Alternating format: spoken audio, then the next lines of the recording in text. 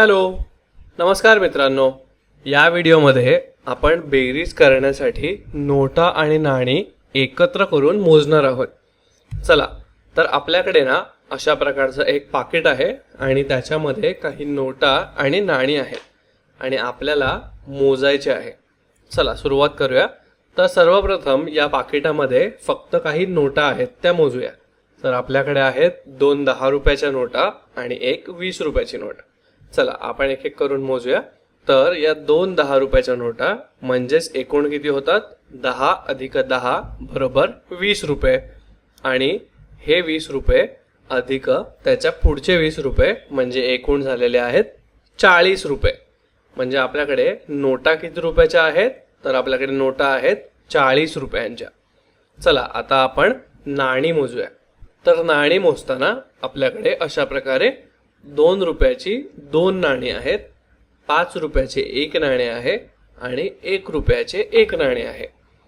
तर याला आपण मोजताना सर्वप्रथम 2 रुपयाची 2 नाणी म्हणजे 2 अधिक 2 बरोबर 4 हे मोजले आहे. त्यानंतर आपण पुढे मोजूया. हे 2 अधिक 2 बरोबर 4 रुपये आणि त्याच्यात अजून 5 रुपये जर आपण बेरीज केली तर आपल्याला मिळतील एकूण 9 रुपये. आणि 9 रुपयामध्ये पुढचा 1 रुपया जोडला तर आपल्याला किती मिळतील? 10 रुपये. म्हणजे आपल्याकडे नाणी किती रुपयाची आहेत?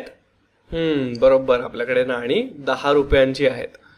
चला आता आपण बघूया की आपल्याकडे नाणी आणि नोटा जर दोन्ही असतील तर त्यांना आपण कशा प्रकारे मोजायचे. तर आपल्याकडे इथे आहेत एक 20 रुपयाची नोट आणि 5 रुपयाचे 1 नाणे आणि 2 रुपयाचे 1 नाणे. चला आपण यांना मोजून बघूया. तर 20 रुपये अधिक 5 रुपये म्हणजे किती होतात? 20 अधिक 5 बरोबर 25. आणि 25 मध्ये जर मी हे 2 रुपयाचे 1 नाणे सुद्धा जोडले तर 25 अधिक 2 बरोबर 27 रुपये. म्हणजे आपल्याकडे 20 अधिक 5 अधिक 2 अशी नोटा आणि नाणी मिळून एकूण 27 रुपये आहेत. छान. आता आपण पुढचे अजून एक उदाहरण बघूया.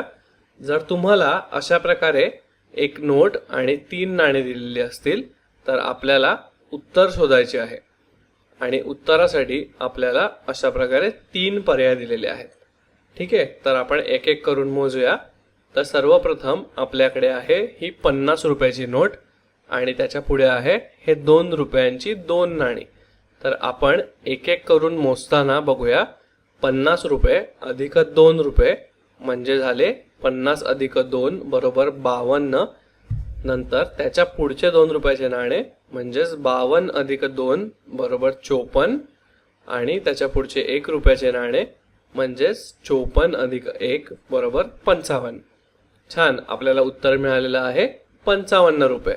आणि या नोटा आणि नाणी यांची एकूण किंमत झालेली आहे 55 रुपये.